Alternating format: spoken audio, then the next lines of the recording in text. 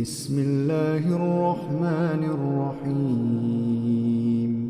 يسبح لله ما في السماوات وما في الأرض الملك القدوس العزيز الحكيم هو الذي بعث في الأميين رسولا منهم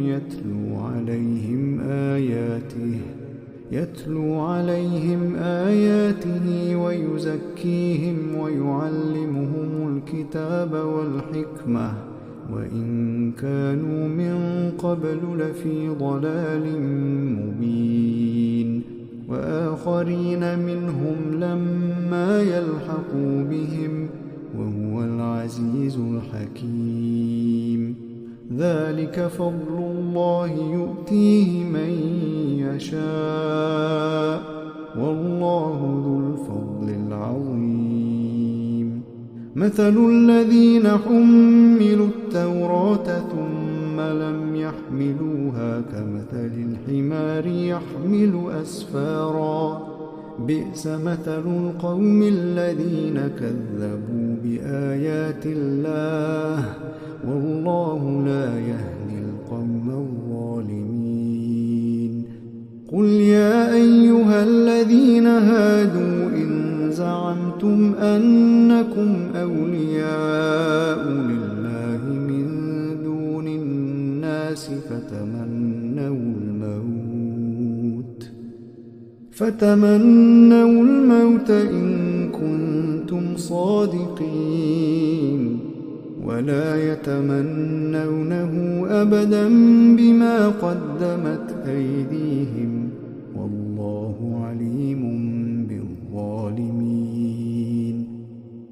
قل إن الموت الذي تفرون منه فإنه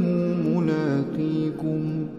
ثم تردون إلى عالم الغيب والشهادة فينبئكم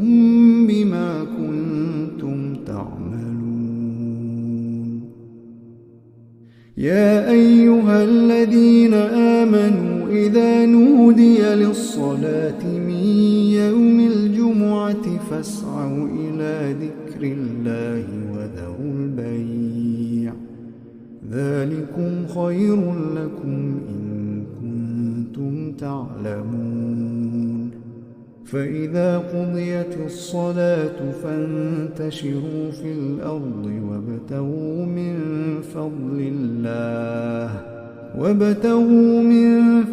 الله واذكروا الله كثيرا لعلكم تفلحون وإذا رأوا تجارة أو لهوا انفضوا إليها وتركوك قائما قل ما عند الله خير من اللهو ومن التجارة والله خير الرازقين